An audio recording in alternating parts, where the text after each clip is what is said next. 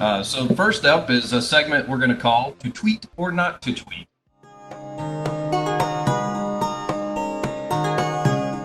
Now, this section is really dedicated to some current event type situations. So, there'll be a little bit of news and notes, but it's really more filtered through a lens of dissecting what's going on with psychological tools from the toolkit that we'll be teaching for you guys upcoming episodes. With that, Jeremy, do you have any news or any specific topics you want to get started on from the Twitterverse? Yeah, absolutely. I think that everyone has heard the recent Antonio Brown news. Everyone has been following Todd Gurley for months throughout the off season. Those are interesting topics that you can find on a lot of different podcasts. I think that it would be more fruitful for our conversation to talk about some more ancillary pieces that and really track the process of why some value changes or perceived value changes may have adjusted over time. So let's start with Darrell Henderson. So if we look back to even his college career, had nearly a 9 yard per carry in college from a small school from Memphis, but still 9 yards a carry. I mean, that's absurd. That's one of the highest you're going to find in NCAA history. Just some other quick things: smaller build, more of a compact running back, but had some decent draft capital in the third round to the Rams.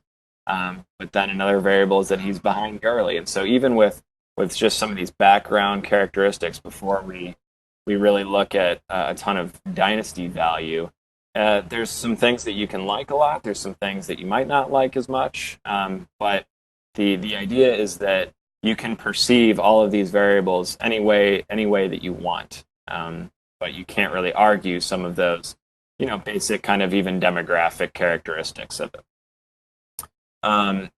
Interestingly, one of the hype that built throughout the offseason was that he's going to replace Gurley.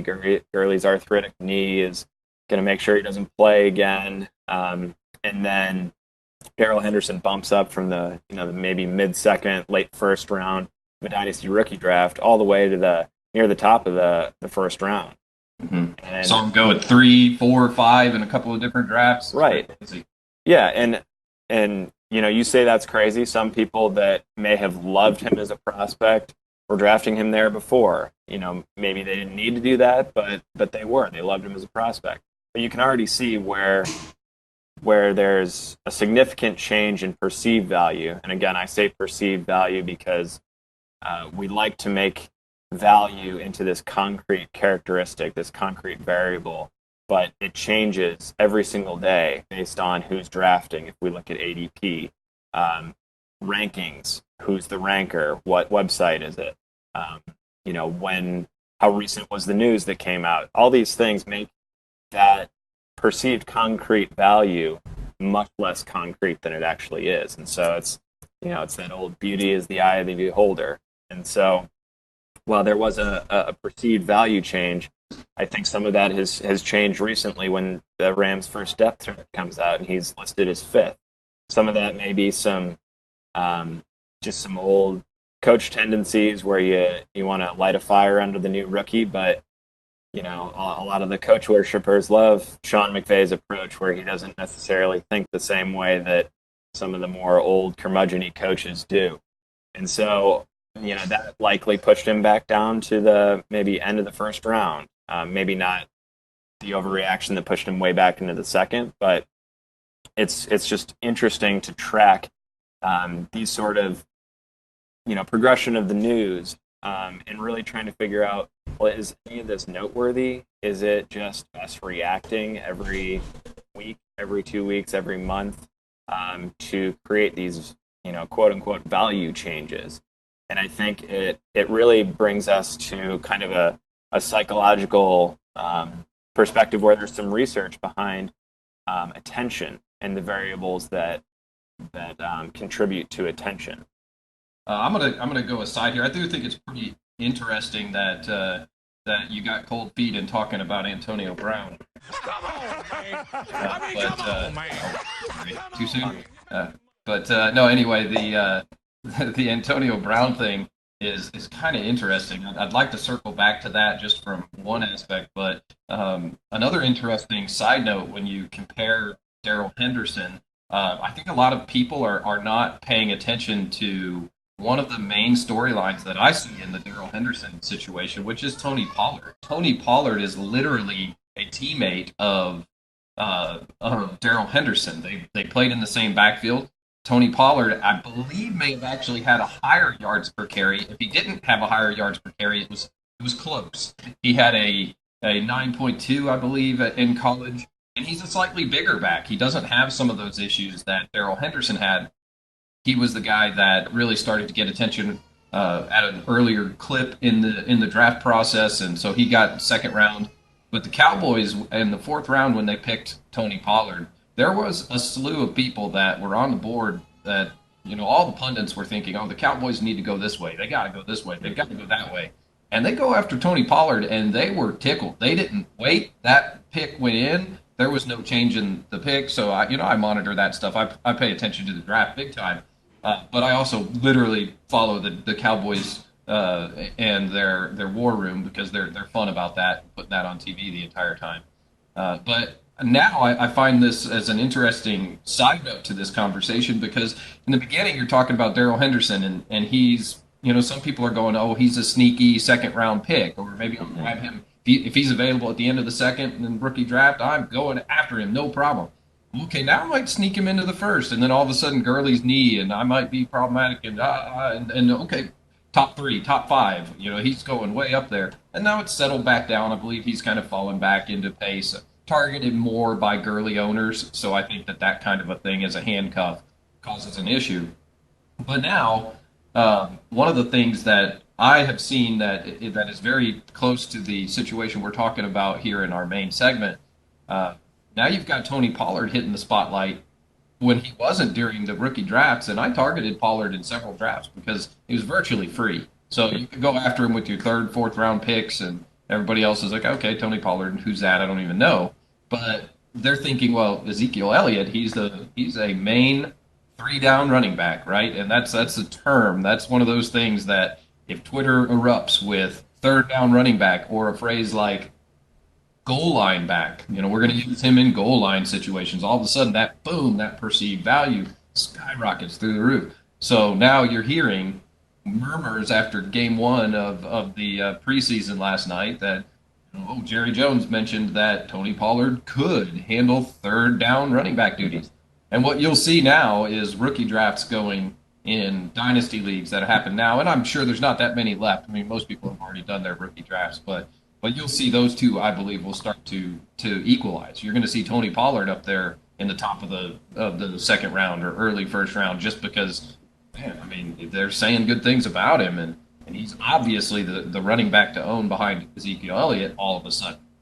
So it's very intriguing to me, and I agree with what you're saying. What is being actualized there? What value has really changed? The team loved him. Both teams have talked highly of Henderson. Both teams have talked highly of that. Everybody has said the same things, but all of a sudden now the world is catching up with the possibility that might actually be a thing, and boom, that now his perceived value is through the roof. Sure, yeah, and I mean I think we can do this in almost any backfield. You can make that parallel with the Melvin Gordon, Austin Eckler, Justin Jackson situation.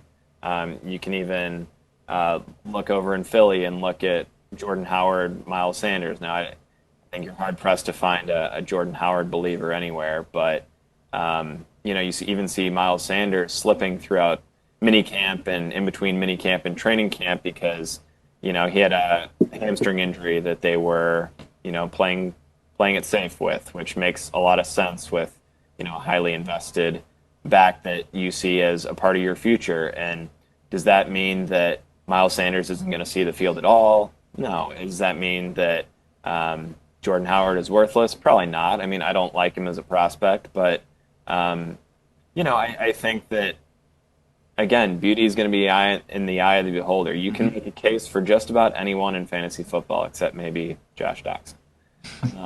I got him on a team. I Sure. will not dump him until I know which one of the other receivers. So I was did a dynasty startup here this last year, And then at the end of it, I was showing some people, and they're like, "Man, you absolutely love yourself some Washington Redskins, don't you?" And I'm looking at my roster. I'm like, "Oh my God, I have like 5 Washington Redskins." But you look at it, and basically they're all free. I got them all in the 20th plus round, and I'm going, well, who's going to be the starter there? Doxson, Richardson? Are they going to go after a rookie? This is a pre-draft that was done prior to the actual rookie draft, and of course, then I end up getting Terry McLaurin because I think he probably, in my opinion, is a top 3 or top 4 wide receiver in this draft. But because he went to the Redskins, everybody's going, "Oh man, they suck. I don't really want that guy." But they may suck this year and next year, but eventually they're going to be good. Mm-hmm. And a wide receiver that's built prototypically like a wide receiver one and has the skill like Doxson or McLaurin, I mean, those guys could pan out to be phenomenal assets. So, if not, 21st round pick, I mean, you're basically talking about you could trade somebody a 4th round rookie draft pick for that spot. And, you're not really throwing away that much. But, it depends on the makeup of your league, what you're going to do and how things are going to pan out. But yeah, I mean, I tend to try to go with the idea of, especially late, like, and if you got a shot at somebody giving you wide receiver one value, I mean, if you're wrong, hopefully he's your 7th or 8th wide receiver on your team and never was going to see the field anyway. So, it's all about understanding the risk, in my opinion. Yeah, and I think that our goal is going to be not to identify players you've never heard of or tell you to steer away from certain players. I mean, we're going to have certain biases toward players we like and players we don't like, and we're going to unpack, why we may have those biases and why we may perceive information coming in a certain way because of those biases. But for us, it's going to be helping you unpack that process for yourself. So it's not going to be, go out and make sure that you get rid of this guy. That's not going to be the way that our podcast works. You can find that pretty much any other podcast. For us, it's going to be, how do we interpret that information coming in, why we're interpreting that information coming in, and if we identify something as, oh, maybe I want to have a broader perspective toward some of that news, and maybe I want to steer clear of really falling in a trap of, selling a player just because this blurb comes out. We're going to help you understand why that's happening and provide some information psychologically behind that.